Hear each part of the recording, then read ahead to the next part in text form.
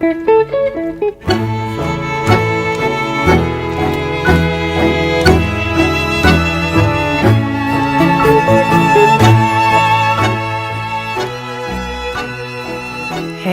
welcome back to the Tango Banter. I am Yelizaveta. So happy that you're joining me here today.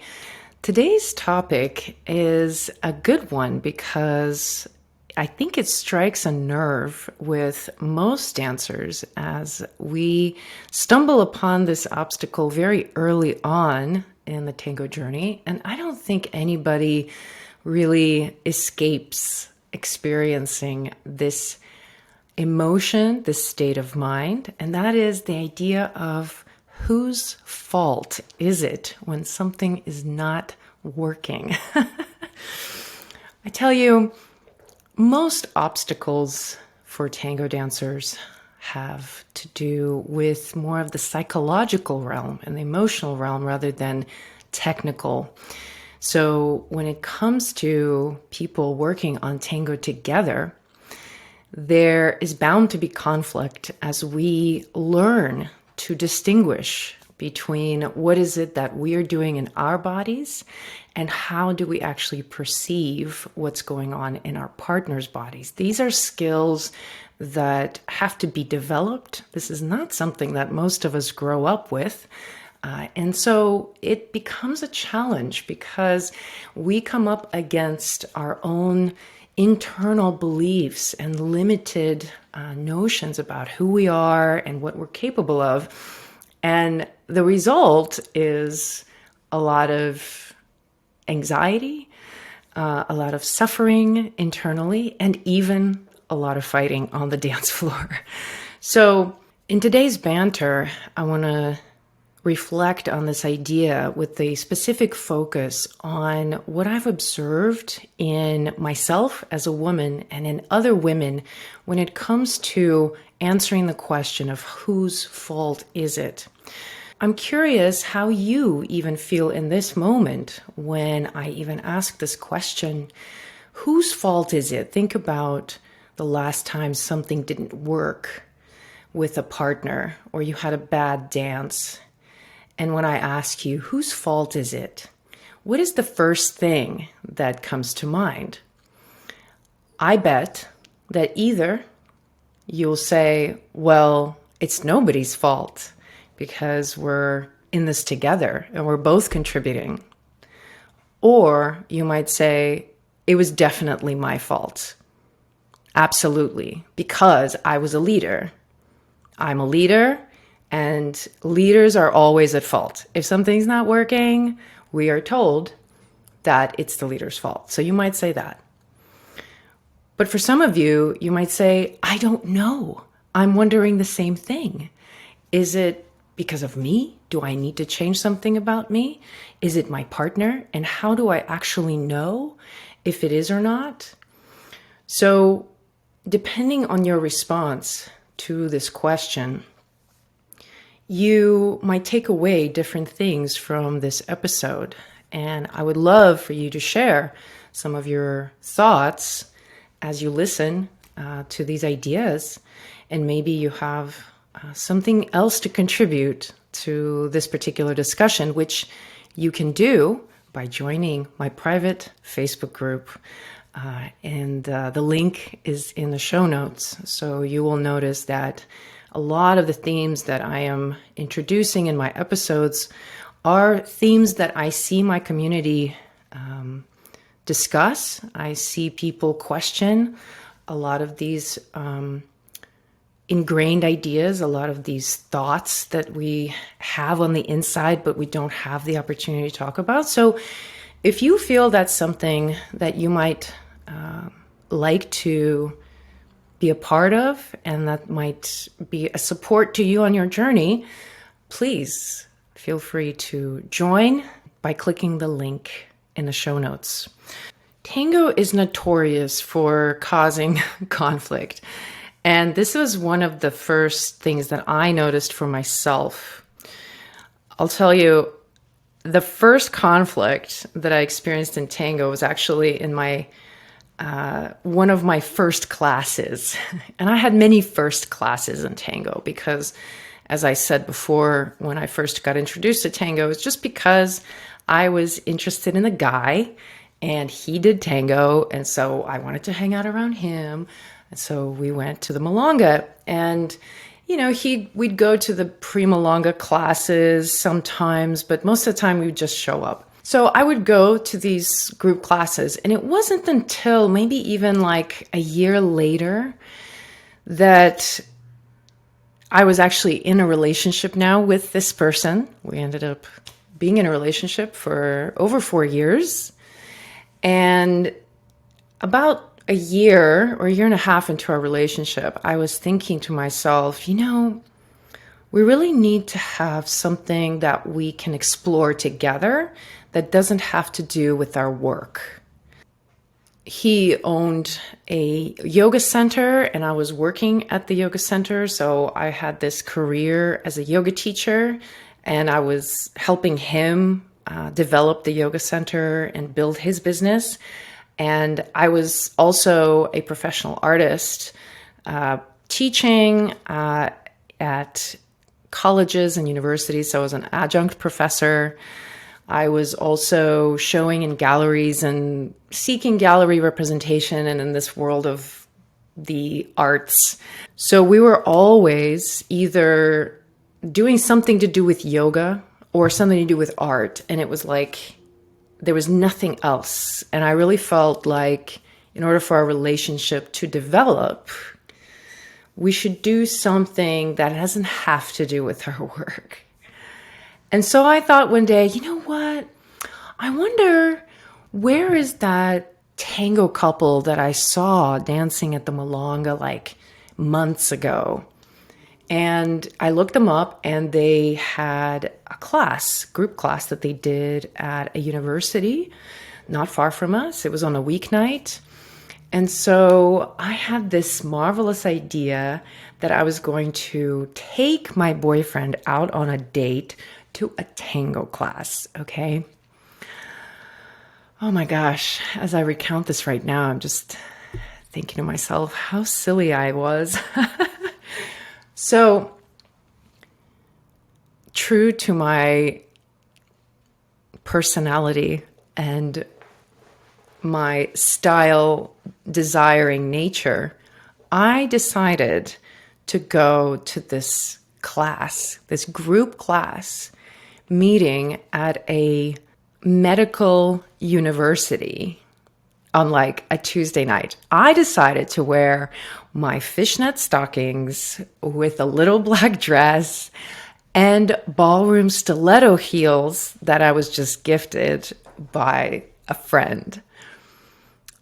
To say that I felt ridiculous once I walked into that room filled with students wearing, whatever, jeans, t-shirts, polo shirts, really nerdy people who are just there to go to class and then come to tango. And here I am in my fishnet stockings. So already I felt really uncomfortable about what was going on. Plus, I did not know how to wear heels. And I remember in that class, there was a portion where we did a drill in front of the mirror. And my teacher, who was and is a gorgeous woman, is demoing in front of the mirror, looking at herself in the mirror as she is doing these movements. And I cannot look at myself in the mirror. I am so mortified by how clumsy and ugly I look. Like I am a cow on skis was the word that came to my mind. Like I felt so out of whack. And so this was me when I first came into this environment in tango. And in that class, as we walk into this class that I paid for, that I invited my boyfriend to, he decides that when they break up the group into beginner, intermediate, and advanced, which is how they structured their classes, he was going to go to the intermediate group and leave me in the beginner group, I was pissed. And that was the beginning. That was the first conflict. I was so upset about that. I felt it was so unfair that he would leave me. But at the same time, it was appropriate because he's danced and I haven't. So in reality, yeah, he totally, now I understand his predicament, right? Because yeah, of course, if he wants to learn something, he'll go to the other group because he's that level. But I took it really personally that he chose not to stay with me in the group. So began the beginning of the end of our relationship. And there were many, many fights that happened in the class. And I gotta say, I became really savvy at upsetting my partner. And at the time, I didn't realize perhaps that somehow that I was doing it on purpose, because I think this confrontational nature was something that was coming from a deep sense of powerlessness. And this was the only way I could feel powerful. And here's what I would do, right? We'd be dancing in the class and something wouldn't be working. He's trying some sort of figure and it's not working. And I think I know what's going on. But I know that if I say something, he's going to get upset because that was already the dynamic. He's going to get upset. And then there's going to be a fight. So instead, what I would do is I would just kind of like gloat as things didn't work in my mind, and this energy of like, yeah, let's see you make it work. It's not working, is it? It's not working. It's not working. Like that mindset. And then I would say very innocently, perhaps we should ask the teacher. And the teacher would come. And a lot of times when they would answer the question of whose fault it was, who is not doing something, a lot of times, most of the time, it was him. He would get the feedback from the teacher that it was him, that he was doing something. Sometimes it was me, but very rarely. And when that happened, I would just stand back with this smugness and be like, hell yeah, that's right. I was right. I was right. Needless to say, the tension that caused between us was too much for us to handle. I just wasn't mature enough to even reflect on what I was doing to create the conflict. This happened for me with other partners. And in fact, the next partner that I had, it was even worse. Our fighting became even more pronounced. Everything from fighting in practicas, storming off in tears, arguing. I mean, just the most immature, melodramatic bullshit that you can possibly imagine. Like so teenage in a way. But somehow like I needed to go through that. I needed to go through that pain. I provoked, in many cases, our conflict. And at the same time, whatever power I had, it was hidden from me because I believed for myself to be powerless. And so it didn't matter what I did. It's like it was such unconscious action that I couldn't figure out how not to fight with that person, how not to take it personally, their feedback. And this whole dynamic spiraled out of control many, many times. So the conflict arises from this question of whose fault is it and how do we deal with that question? What kind of an emotional response do we have to that question? Do we get very angry if somebody suggests that something was our fault? Do we get defensive? Or are we absolutely immediately ready to take on the blame without even thinking about it? I was like, oh, no, it was mine. It was me. It was totally me, right? Those are two opposite reactions, but both of them are very, very emotional. Like this question of fault is very triggering for most people.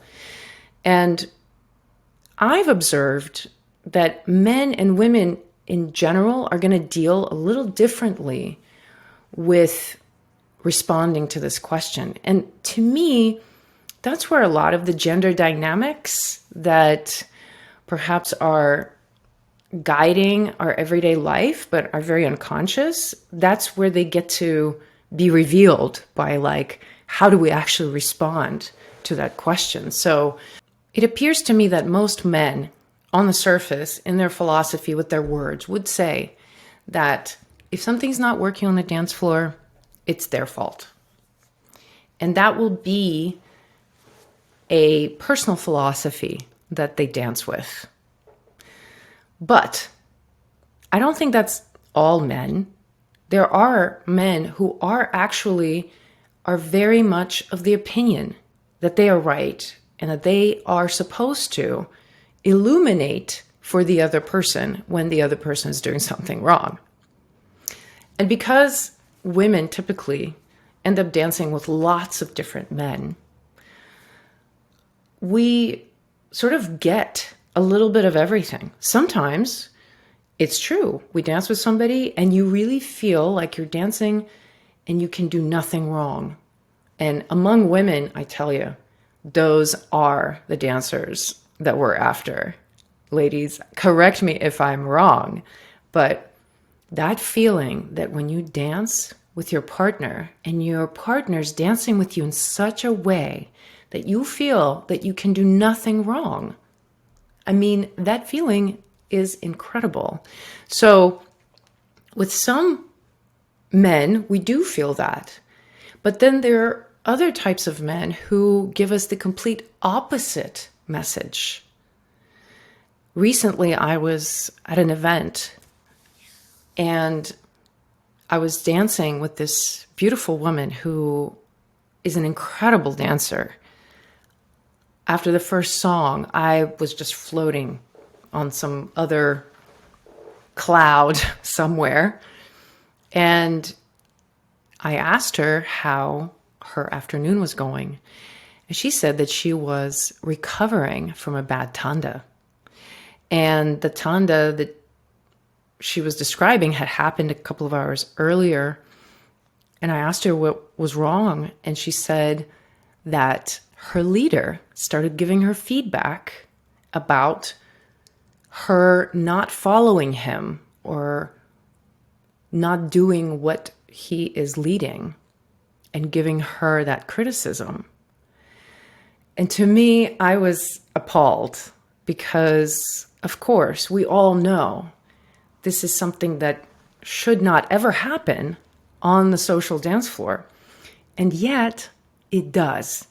Right? We all would say that that's appalling, that somebody would think it appropriate to give that kind of feedback. But nevertheless, it happens. And for women, we might have 10 amazing dances and then have one dance where we feel criticized or judged or somehow we're not living up to their expectation or we're not good enough in some way. And it wipes away all of the other good stuff. Suddenly, we feel so shitty about ourselves. We think that we don't measure up. It doesn't matter that 10 other people love dancing with us.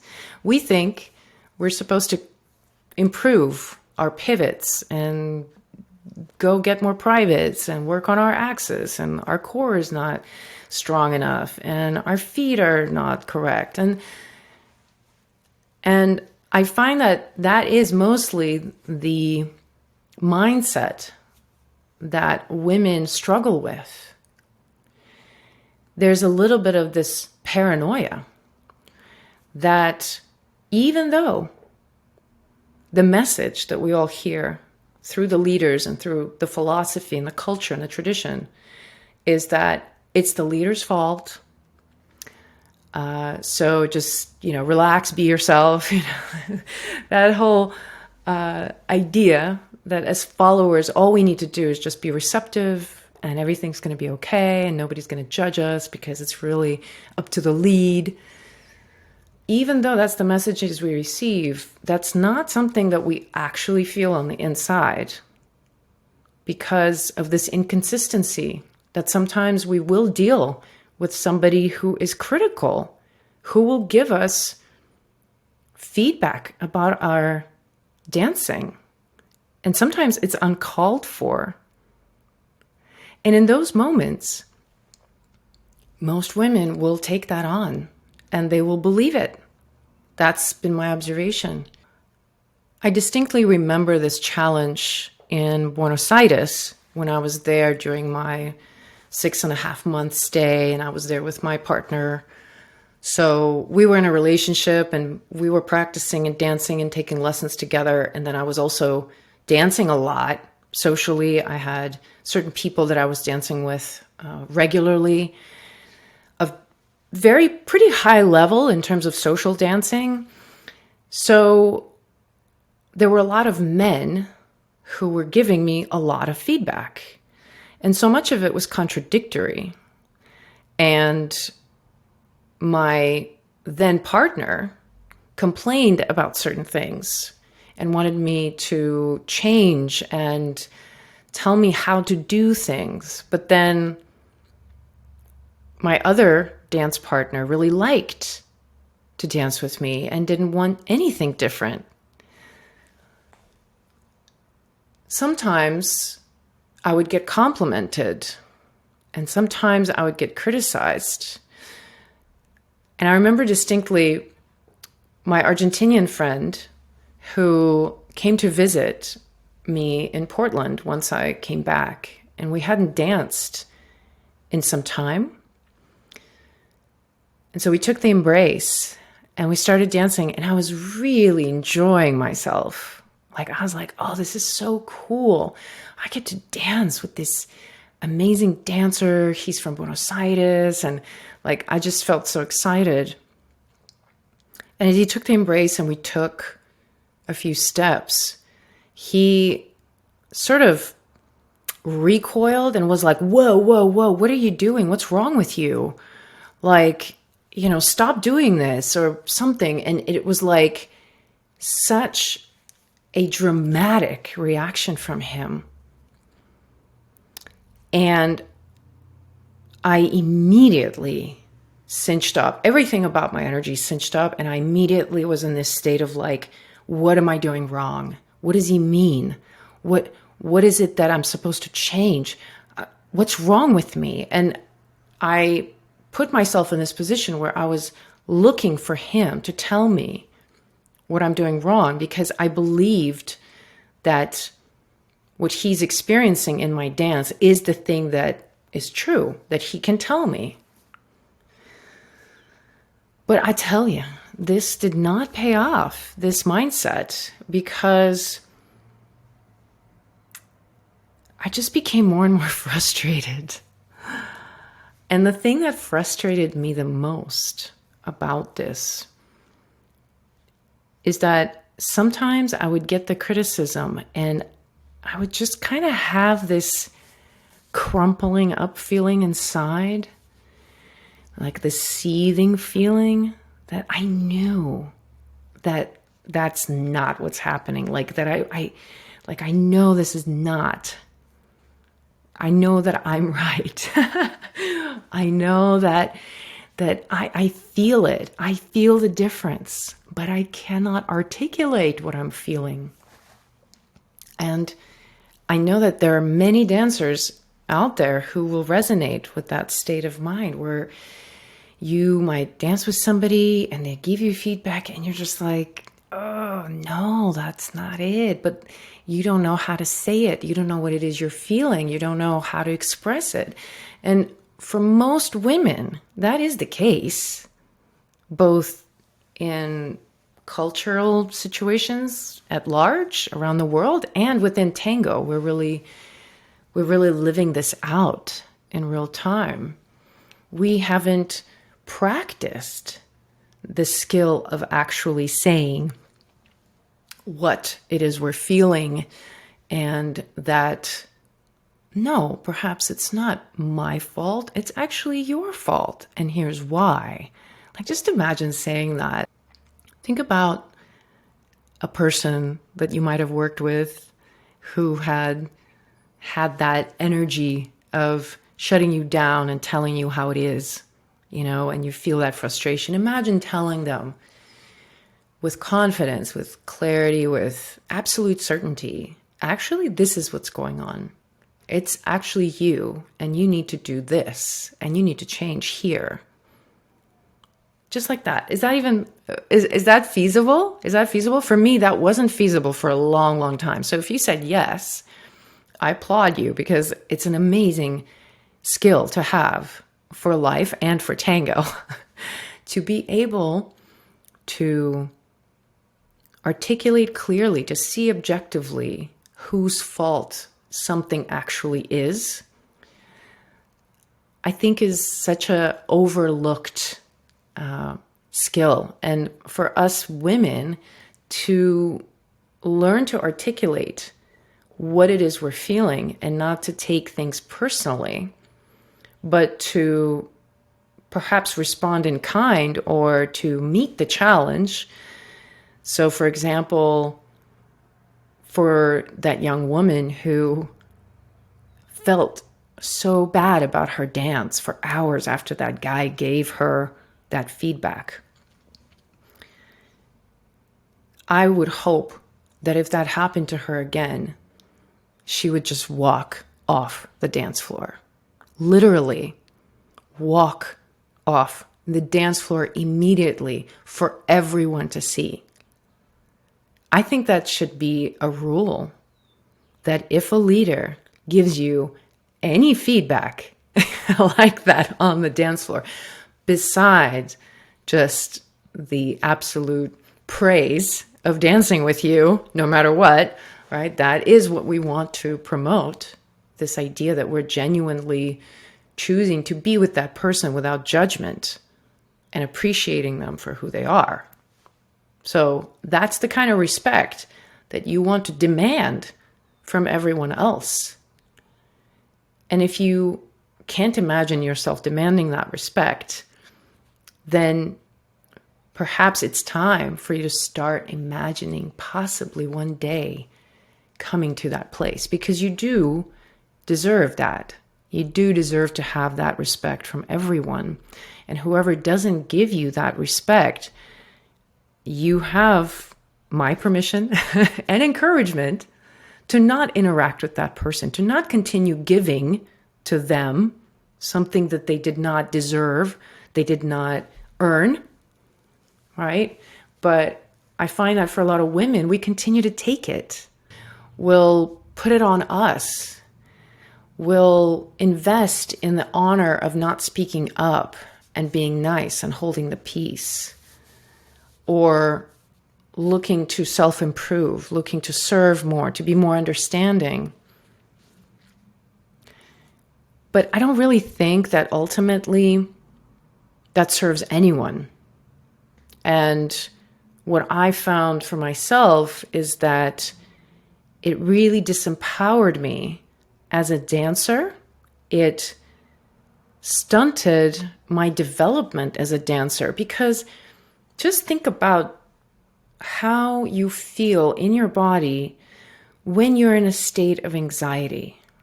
When my friend gave me that feedback about me not dancing correctly according to him, everything about my movement became very questionable. I did not step with confidence. I did not trust my own body. I did not trust my own expression. I was like, sensing the space around me with all of my energy, just focusing on the external, because I felt like there was something going on that I didn't understand. So it puts me in this defensive state.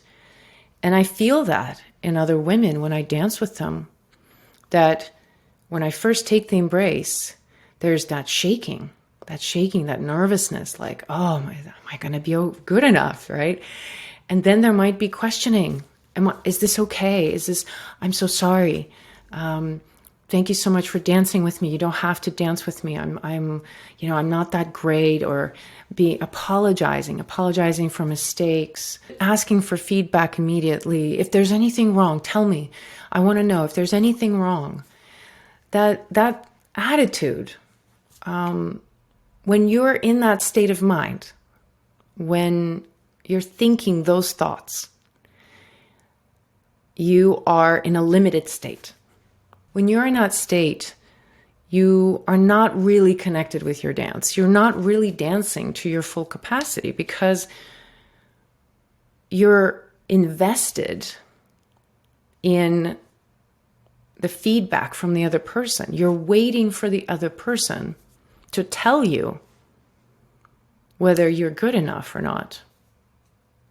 And so if anything happens, if there's anything that goes wrong in the dance, when you are feeling this way, when you're in that state of mind, if there's a mistake, without even examining this, you'll just think it's your fault. Oh, it's my fault. It's my fault. It's me. I'm sorry. Right? And we apologize. And the leader might say, oh, you don't have to apologize. Or, oh, don't worry about it. It's always the leader's fault. Like that might be said to you, but in the end, you kind of don't believe that, do you? You might be like, yeah, they just don't know that I'm actually not very good. Like if they really found out who I really am, if I really allowed myself to move the way I want to, they would find out I'm actually not a very good dancer. So I need to do everything I can so I can pass and I can fulfill that leader's expectation. And let me tell you, this is exhausting. I don't know if I'm the only one. I'm really diving deep here into my own experience. I'm really not speaking for everyone. I'm curious if others out there had, similar trajectories in their tango development. Maybe you've had very little conflict and you lucked out. So it might not apply.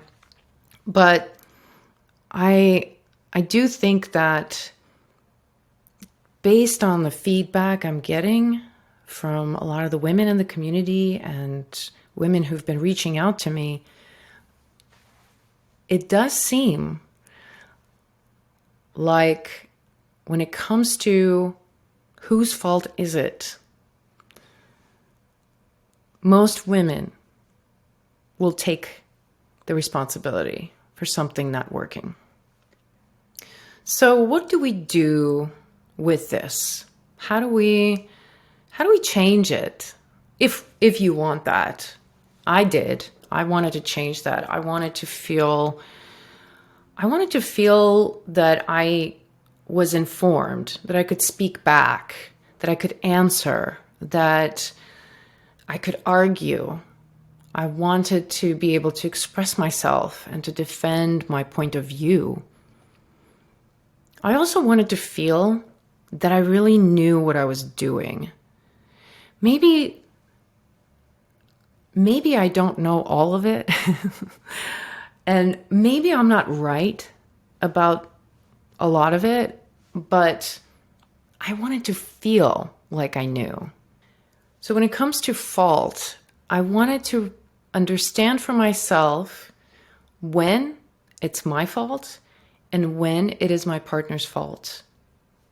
And then I wanted to be able to express that without judgment, without emotion.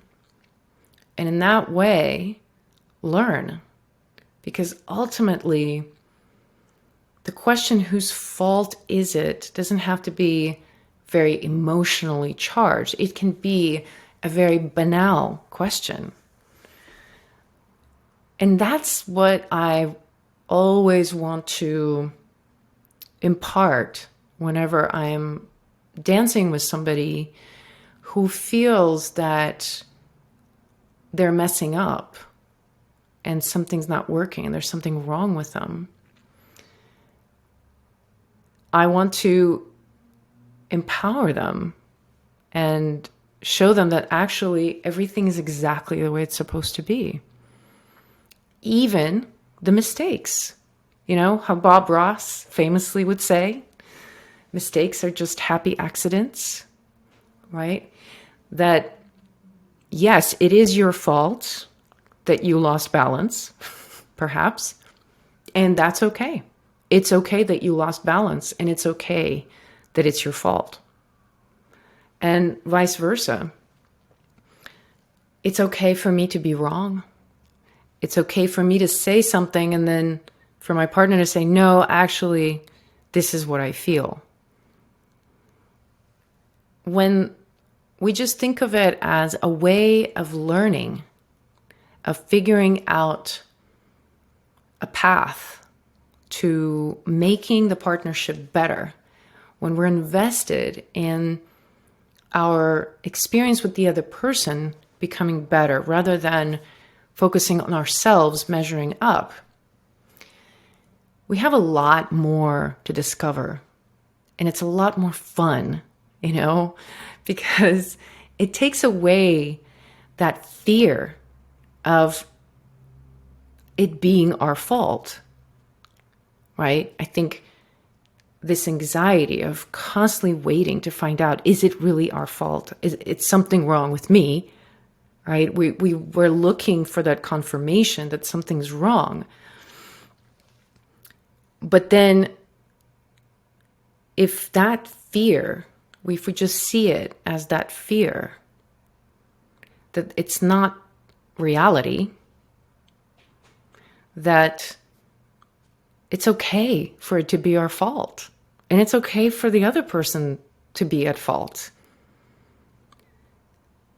Then it becomes much easier to grow and the communication opens up and we learn from each other. And that skill is definitely applicable in everyday life. I mean, for me, it's been an essential skill to develop, both as a teacher and as a partner in my relationship. Because, especially with my students, I notice this. As students, we put our teacher on a pedestal and we think everything they're saying is right. And then we look to them to tell us what's wrong with us. I did that for years and years. And as a teacher, I would take on that responsibility of like, I know what's right for you. I will tell you if you're wrong or not. But I noticed that with this kind of approach, the students would plateau and they wouldn't get to that place where they're just self-generating their own insights and discovering and playing and really having their own momentum. They were really still looking to me, to other teachers, to tell them if they're right or not. And, you know, there was a little bit of that stalling. So I really had to change my approach. And instead of agreeing to be put on this pedestal where I'm the authority, I would always put it on them to discover and see my role as helping them to see what they already know. And if they don't know something at this moment, it is not my business to insist that they do know unless they ask for it, unless they ask the question. So to just guide the person through a process of understanding in their own way, whose fault is it that something's not working? right? Like to help someone develop the skill to see whose fault it is. To be able to tell whose fault is it that I'm losing balance right now. I think this is one of the other top questions I get a lot. I'm always losing my axis. Why? Why am I losing balance? So to be able to answer that, that's what I want to impart to my students, to teach them to be able to tell for themselves, for their own body, why something's not working, whether it's not working because they're not doing something, or it's not working because their partner is not doing something. Those are essential skills to have, in my humble opinion. So when it comes to developing the skill of being able to tell whose fault it is in an objective way, I don't think I could have developed that quality to such a degree if I didn't lead. So consider this another little plug for learning to lead for women. And yes, learning to follow for men is also extremely beneficial. I have found that the best leaders are the ones who understand the principles of following. And they have that understanding in their body, not just conceptually, but that they can follow. If they can follow well, they lead even better. So it is true that for both roles, for both genders, if you know the two sides of tango, it helps. It helps you to understand it from both sides. If you just know one role, it's like something's underground. It's like roots underground. You can't see them. They're there. But when you learn the opposite role, it really illuminates this question of whose fault it is. And you're able to fix things and figure things out very quickly. However, there is not much incentive for men to follow, at least not yet. We are still very much dealing with the issue that there are more women in tango than men. So men are not incentivized to learn the opposite role. And for women, we are incentivized, both because we want to be dancing more, but also because we're always adapting to different leaders. And that's such a hard skill to develop over time. So if you as a follower can understand leading, even the basic principles, it will make your experience as a follower so much more clear. And I love hearing from women who know both roles that sometimes when a particular leader starts giving them feedback, they can respond in kind and totally throw it back to them and question their logic and to really figure this out. Perhaps you don't really feel like learning to lead. And I've talked to some women who are very strong about this, that they really love following and they're not interested in dancing with women perhaps, and they really want to dance with men. And they really want to dance with men as followers. Is there something that you can do in that situation that would help you develop the skill, that objective skill of telling whose fault is it? I think the best thing that you can do is practice other dances and other movement forms. So yoga, Pilates, gyrotonics, Tai Chi, blues, salsa, swing, because all of these movement forms have the same fundamental laws that are dictated by our anatomy. And the more perspectives and the more angles from which you explore these laws, the clearer you will have an understanding about your own body. And in that way, you'll be able to tell more clearly, are you losing balance because your alignment is off? Or are you losing balance because your partner has too much tension in their embrace and they're pushing you off your axis? Those are the distinctions that you can learn to have. So I'm curious how this episode is landing with you. If you have something to add, some stories to share, I would love to hear from you. I look forward to seeing you and bantering with you next week. Until then, ciao.